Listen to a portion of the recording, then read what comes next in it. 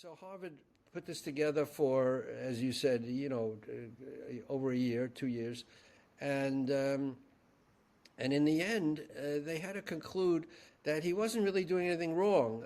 He was a little too enthusiastic, which Mack admitted.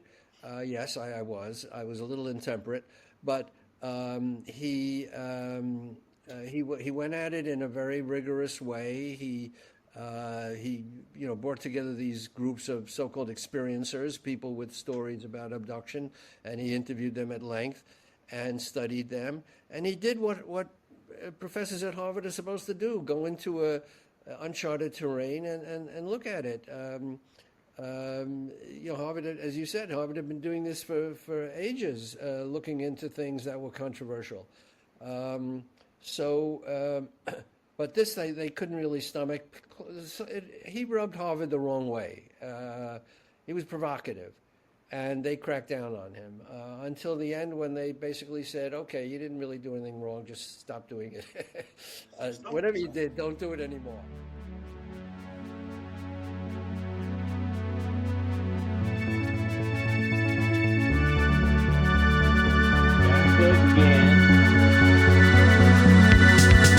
Weaponized with Ralph Blumenthal, Jeremy Corbell, George Knapp.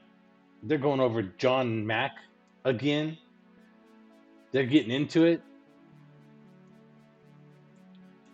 Does he got categories down here? No. Well, my categories were, they talked the details about the Mack Inquisition, they called it. So Harvard put him on Inquisition investigation, a secret investigation for 14 months. And he tells a story about how, he was basically having lunch with one of his family members, a nephew or something, who's a lawyer. And this is John Mack. And he tells him, "Hey, I'm about to go to this meeting and this is what's happening." And his family member says, "You're fucking nuts.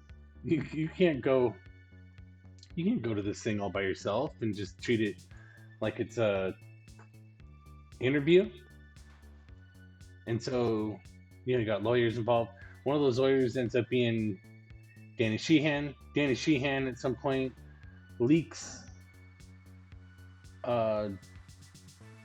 the investigation and a whole bunch of stuff about the investigation, which gets him fired by John Mack, but also gets John Mack in more trouble with Harvard for breaking secrecy somehow. Ralph Blumenthal calls him a loose cannon. It's funny. It's this is the details. Afterwards, John Mack didn't really get in trouble. They didn't get rid of him. He had to calm down, quote unquote, chill out. And then he got into everything else that was weird. After death, ghosts, near death, crop circles, cattle mutilations, the heebie-jeebie stuff.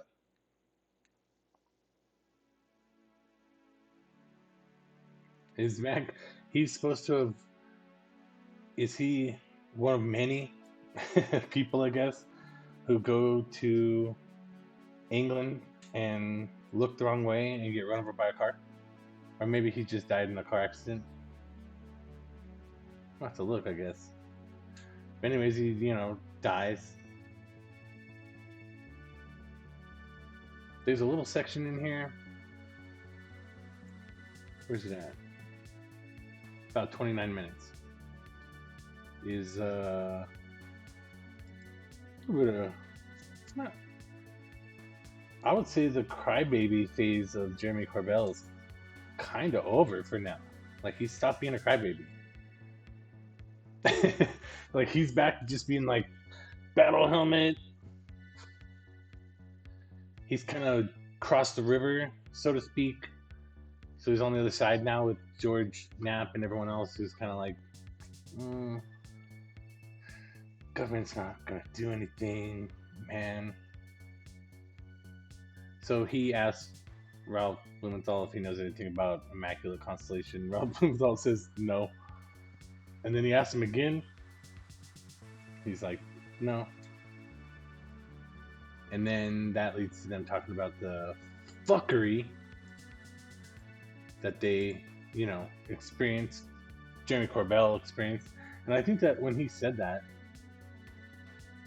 he was saying, without saying it, that was a tip of the hat to George Knapp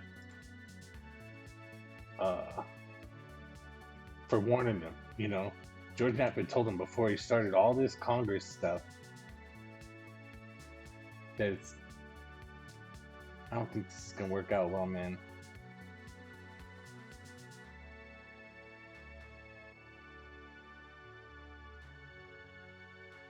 So it seems to me that in 2025, with the crybaby phase kind of coming and going, that Weaponized is back to being weaponized. This is a good episode. Talking to Ralph Blumenthal is fun. He's not really they're not really going through everything in ufology for hours. I mean, this is 48 minutes. But yeah, they get into the details on John Mack. He's an interesting feller. I'll have a link down in the breadbasket for sure that's to the John Mack YouTube channel. And I think, there's like 40 hours of John Mack stuff, presentations.